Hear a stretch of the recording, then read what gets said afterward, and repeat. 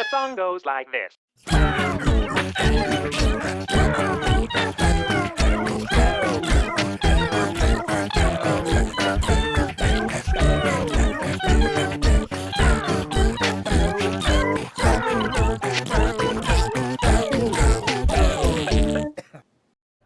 Hey, I'm Peter Franson from ChristianGeekCentral.com and Spirit Blade Productions. Welcome to Trial and Error, where I take a look at a video game or a game demo, usually play it pretty badly and give you my thoughts along the way. This time I'm taking a look at Wasteland 2 Director's Cut. Now, I've been looking forward to checking this out because while I like PC RPGs, I really do prefer just kind of like slouching on my couch or my chair with my controller, you know, and I know you can make an argument that that can be done on PC, but not without a lot of steps I don't want to take, so I've been looking forward to this. Not a ton of character portraits to choose from. If I choose this portrait, there's no hat that will make him look like his portrait. Oh my gosh.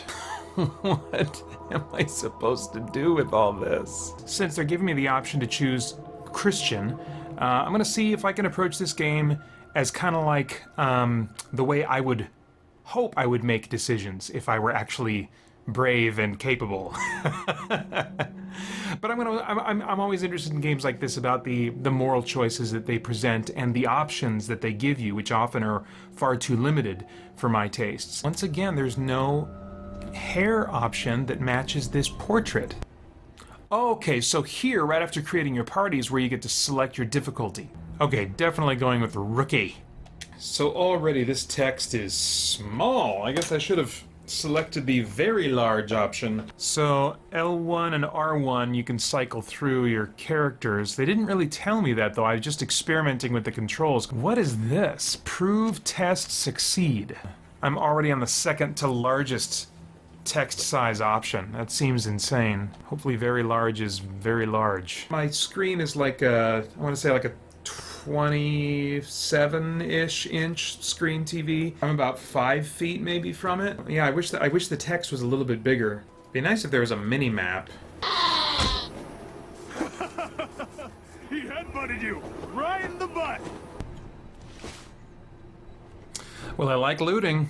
I feel like I have to lean forward just a little bit every time there's some dialogue that pops up, which is kind of a bummer. So far, I like the voice acting. What the crap did Right Trigger just bring up? It still feels funny they didn't mention these to me. I just found them via experimentation.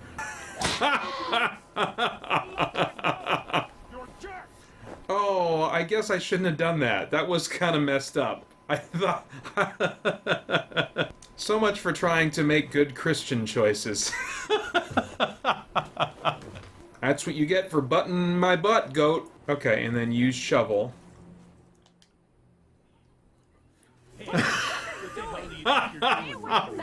That's consecrated ground.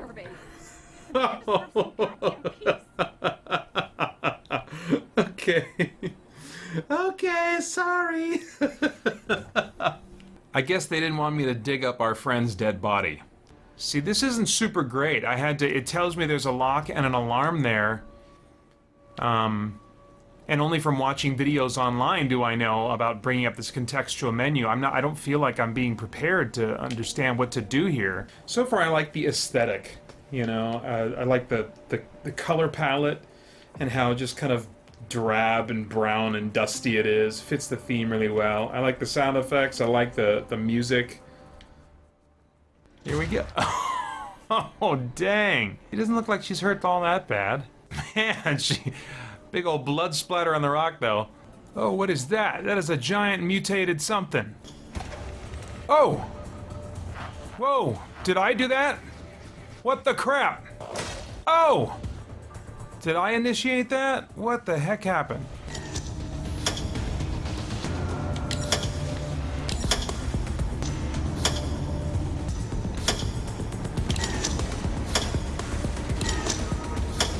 Man, they are throwing just a ton of information at me during my first combat. I mean, I think I'm doing okay, but it would be nice if they would dole this out a little bit more slowly as I go. I like this music. Man, I am not hitting him at all. What is up with this? 78. Okay, that must be the percent chance that I have of hitting him? I don't know, it says 78% over his head. And why are those guys flashing blue? They're giving me a loot tutorial now? I've been looting for the last hour and a half. Ooh, those percentages are definitely harder to see on the Vita screen. 1, 2, 3, 4, 5. Let's try back here. Yeah, it's just not practical. I mean, the screen is just a little too small, a little less clear. If they would boost the fonts a little, boost the point size of all the information, but like, yeah, there's just too many numbers and things that are just a little bit too small for this to really be enjoyable to play it this way. Oddly enough, for the first time in playing a Vita or a PS4 game through the Vita this way, the interface, the controls actually aren't too bad, especially for this pace of a game, but it's just the display. So if they were to release a patch that would be able to boost up all the point size of all the numbers and all the words significantly, then it would be a different story. That's cool flavor text in the narrative, the combat description there. Vincent Kraft's arms shudder as he rattles off a barrage of hot lead. And I've seen different narrative descriptions for all kinds of, I mean, they keep changing it up. 2 rounds hit a raider cutter, inflicting 18 points of damage, sending him shuddering and seeping to his final sleep. I mean, that sounds like, you know, a tabletop game master running this session of the Wasteland 2 RPG. Whoa, dang. Oh, crap. Oh! So I can cycle through the bad guys using L1 and R1 instead of using the cursor to manually go and find them. Oh, that's much better. Again, something I wish that would have been covered in a tutorial fight. Is it really weird that I like the sound of clicking from one dialogue option to the next? That makes me feel happy. Crap. Can you... I just want to highlight this computer. Can you just... highlight the computer? Okay, so this is pretty cool. We got a safe right here. I open up a contextual menu, which shows me all the skills available to me from all of my party members right here. The one that I need is safe cracking. I have a 63% chance of opening it up. Hit X. The appropriate team member walks forward. Love those sounds. Failure. But we can try again. There we go. So unlike Fallout 3 and New Vegas, there doesn't seem to be any penalty for failing at your check to crack a safe or open up a lock, which makes it really just a minor annoyance that you have to put up with if you don't want to boost, I suppose, these lockpick skills. Now, maybe I'll run into locks in the future that I can't even attempt unless I have a certain level. I don't know. But right now, I'm pretty satisfied with that. I'm satisfied with how it lets me customize and build my characters the way I want to build them, and I get a certain satisfaction from using those skills out in the field and realizing, okay, good, I was right to put some points into that skill. Here it's coming in handy and stuff. So building my characters, building the strengths of my team, and giving everybody their own focus, it's really satisfying to go out into the game world and put them to work and see the benefits be reaped from the way that I'm building them. Okay, now I like turn-based combat, but there's just some information missing that I'd really like to have.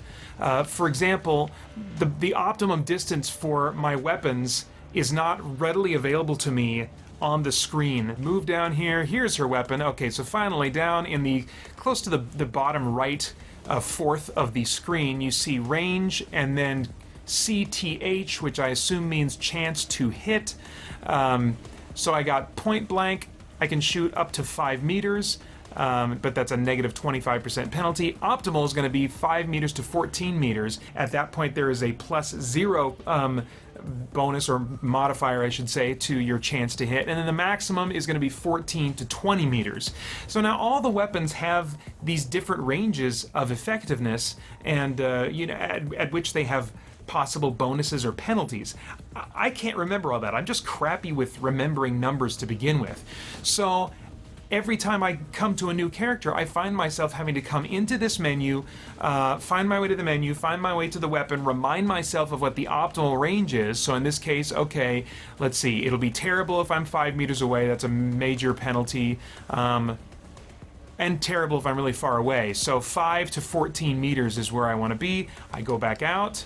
Okay, let's see here. So I'm about 1, 2, 3, 4. What would be nice is if I could have that information while I was choosing potentially where I was going to move. Like if I could put the cursor out here, and it would kind of give me some kind of indication of what my bonuses and penalties would be if I tried to attack from this space, because there are no takebacks. Once I move to a position, as far as I can tell, I cannot, take that movement back. And then I did figure out that with the left and right bumpers, I can more easily select and cycle through enemies. 72% chance to hit. Let's do it. And I still missed.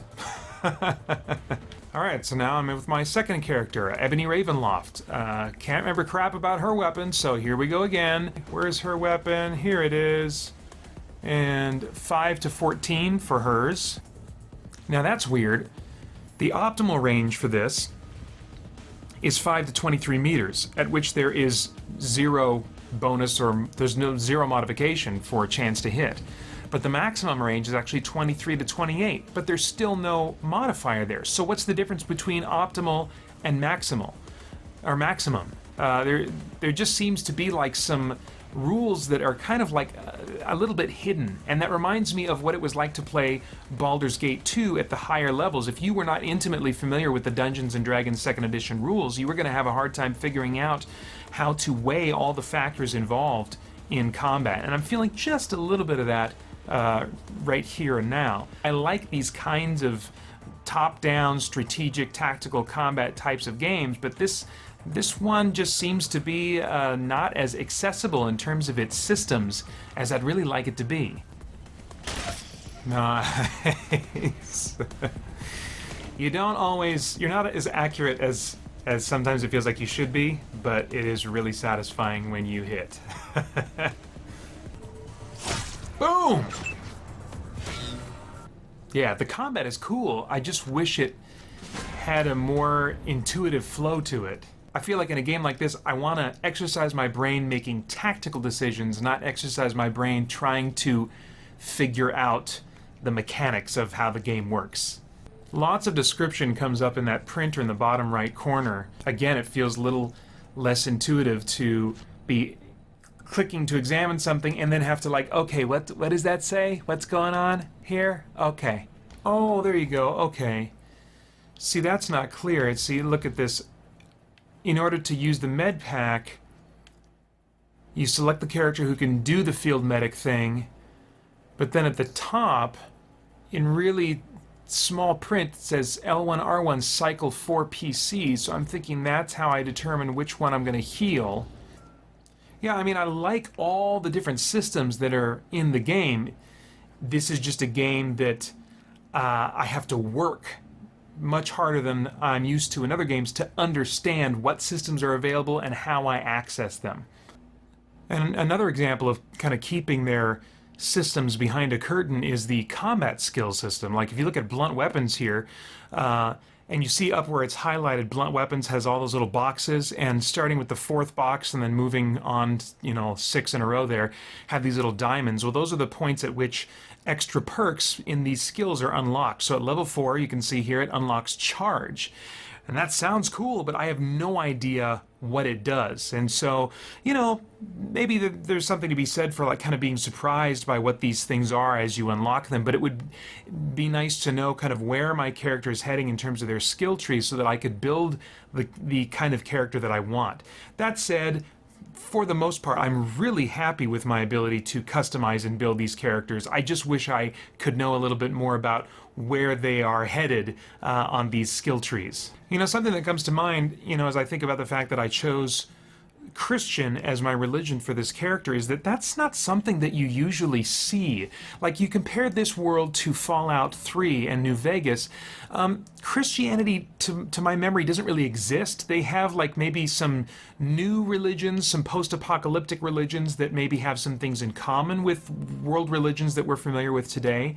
But this one, choosing real-world religions, I think is really, really interesting. And particularly to choose Christianity, you know, when I first released Spirit Blade of the Spirit Blade audio drama trilogy in 2006, there was not really, that I could see, any post-apocalyptic Christian fiction in any form, books or, you know, certainly let alone audio drama. When you would see Christian fiction going into like the future, it would be like end time story pretty much every single time. That's certainly what you were going to see on Christian bookstore shelves. Those events described in Daniel and Revelation, yeah, they could be right around the corner, but we really don't know. They could also be a long way off. I think maybe it probably ties into you know, the idea that we're meant to hope for that. We're meant to long for that. We are meant to long for Jesus to come quickly, and that's certainly a prayer of mine, is Jesus, come, fix this world, this mess that I have been a part of making, just make things right. And so maybe that's a reason why Christian fiction does not really delve into these kinds of scenarios where it's been many hundreds of years or whatever, and the return of Christ and the ushering in of his kingdom has not taken place yet. But I mean, I'm certainly comfortable with still playing around with the idea that, you know, what if the world went to pot and had a, you know, post-apocalyptic type of setting, you know, before the return of Christ. You know, I have no reason to think that that will happen, you know, but I think that we have freedom to kind of play around in our imagination as far as fiction goes, just for the sake of fantasy and entertainment, to play around with those ideas, you know. Well, I played about, well over 5 hours of the game now, and, you know, I'm not really bummed that I bought it. I'd been saving up for a number of games, and I knew this was going to be kind of like a bit of an experiment, a bit of a gamble for me. Not sure if I would like it or not. And it's one that I maybe could come and get back into, but at least one thing is going to have to change, I think, for that to happen, and that is they're going to have to release a patch that, at the very least, boosts the text size. I don't want to have to be like leaning forward, going back and forth and stuff. I just want to be able to veg on the couch. And, you know, I can still use my brain, but that's the other part of this, is that I'm using my brain for things that are not fun for me, and that is trying to puzzle through how the game works. So it's just not very user friendly, you know, as far as like for console gaming. But I mean, I like role-playing games a lot. That's almost exclusively what I play. So, I mean, this absolutely has a place in my collection, and it's a game that I want to come back to and I want to try again. I like it. I like the world. I like its differences from Fallout. It's just it definitely has humor in it, but it doesn't have the same style of humor as the Fallout series, and I appreciate that it's just a little bit more serious. There's a lot going on in the game in terms of the mechanics, in terms of how you can customize your characters. There's an awesome world that I just really want to explore that seems really interesting to me. What it all boils down to is they're just making it difficult for me to interact with the world that they've created. So I mean, I want to like this game, and there are a number of things that I do like about it, but it's not a game that I'm going to default to because that means having to push through some frustrations in order to get to the things about it that I'm really enjoying. Later this month, I plan on doing this again for Divinity Original Sin, which is coming to console, so stay tuned for that. And then also, I'll be live streaming Extra Life on November 7th from 7 a.m. to 7 a.m., November 7th to November 8th. I'll be playing video games for 24 hours straight, live streaming for you guys, so you're welcome to check that out at ChristianGeekCentral.com and twitch.tv/ChristianGeekCentral. So there you go. Hope you'll stop by again. Thanks. Bye-bye. ChristianGeekCentral.com